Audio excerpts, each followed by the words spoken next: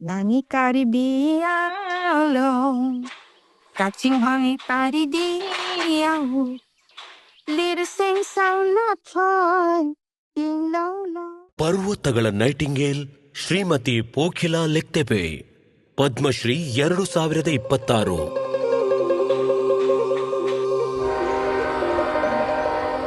ಕಾರ್ಬಿ ಆಂಗ್ಲಾಂಗ್ ಅಸ್ಸಾಂನ ಒಂದು ಸುಂದರ ಹಳ್ಳಿ. ಅಲ್ಲಿ ವಾಸಿಸುತ್ತಿದ್ರು ಕಾರ್ಬಿ ಸಮುದಾಯ ಮತ್ತು ಪೋಖಿಲಾ ಲೆಕ್ತೆಪೆ. ಅಲೆಮಾರಿ ಕಲಾವಿದರ ಕುಟುಂಬದಲ್ಲಿ ಜನಿಸಿದ ಪೋಖಿಲಾ ಖೋಕರ್ಬೆ ಅವರಿಗೆ ಸಂಗೀತ ಆನುವಂಶಿಕವಾಗಿ ಸಿಕ್ಕಿದ್ದಾದರೂ ಅದರಲ್ಲೇ ಬದುಕಿದ್ದರು. ಬಾಲ್ಯದಿಂದಲೇ ಅವರ ಅಸಾಧಾರಣ ಪ್ರತಿಭೆ ಜಗಮಗಿಸಲು ಪ್ರಾರಂಭಿಸಿತು. ಸಂಗೀತದೊಂದಿಗಿನ ಅವರ ಆಳವಾದ ಸಂಪರ್ಕದಿಂದ ಈ ಪರಂಪರೆ ಅಪಾಯದಲ್ಲಿದೆ ಎಂಬುದನ್ನು ಅರಿತುಕೊಂಡರು. ಕಾರ್ಬಿ ಸಂಗೀತವು ಹಿರಿಯರಿಗೆ ಮಾತ್ರ ಸೀಮಿತವಾಗಿತ್ತು. ಆ ದಿನಗಳಲ್ಲಿ ಕರ್ಬಿ ಹಾಡುಗಳಿದ್ದವು, ಆದರೆ ಅವುಗಳನ್ನು ಹಾಡಲು ಜನರಿಗೆ ಹೆಚ್ಚಿನ ಅವಕಾಶ ಸಿಗುತ್ತಿರಲಿಲ್ಲ. ಅಡೆತಡೆಗಳು ಇದ್ದವು, ಬಡತನವೂ ನೆರಳಾಗಿತ್ತು ಮತ್ತು ಸಂಪ್ರದಾಯವು ಮಹಿಳೆಯರನ್ನು ಸಾರ್ವಜನಿಕವಾಗಿ ವೇದಿಕೆಗಳಿಂದ ದೂರವಿಟ್ಟಿತ್ತು. ಹಲವು ವರ್ಷ ಪೋಖಿಲಾ ಹಿನ್ನೆಲೆಯಲ್ಲಿ ಉಳಿದರು, ನಶಿಸುತ್ತಿರುವ ಕಲೆಯ ಮೂಕ ಕಾವಲುಗಾರರಾಗಿ ಉಳಿದರು. ಆದರೆ ಅವರ ಧ್ವನಿಯನ್ನು ತಡೆಯಲು ಯಾರಿಂದಲೂ ಸಾಧ್ಯವಾಗಲಿಲ್ಲ. ಅಡೆತಡೆಗಳನ್ನು ದಾಟಿ ಅವರು ಚರ್ಚ್ನಲ್ಲಿ ತಮ್ಮ ವೇದಿಕೆ ಸಿದ್ಧಪಡಿಸಿದರು. ಸಮಾನ ಮನಸ್ಕ ಜನರನ್ನು ಸೇರಿಸಿಕೊಂಡು ಮಹಿಳೆಯರು ತಮ್ಮೊಂದಿಗೆ ಸೇರಲು ಧೈರ್ಯ ತುಂಬಿದರು. ಅವರು ದೂರದ ಪ್ರದೇಶಗಳಿಗೆ ಪ್ರಯಾಣ ಬೆಳೆಸಿದರು, ಹಿರಿಯರನ್ನು ಭೇಟಿಯಾದರು ಮತ್ತು ಕಣ್ಮೆರೆಯಾಗುತ್ತಿರುವ ಕಲೆಯನ್ನು ದಾಖಲಿಸಿದರು.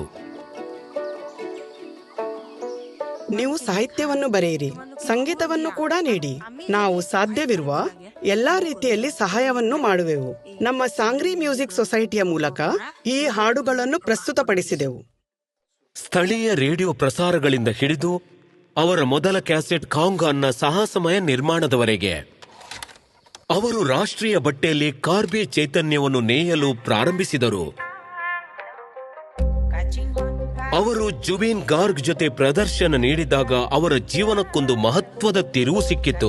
ಆಧುನಿಕ ಶಕ್ತಿಯೊಂದಿಗೆ ಪ್ರಾಚೀನ ಮಂತ್ರಗಳನ್ನು ಪಠಿಸುವ ಮೂಲಕ ಹೊಸ ಪೀಳಿಗೆಯನ್ನು ಆಕರ್ಷಿಸಿತು.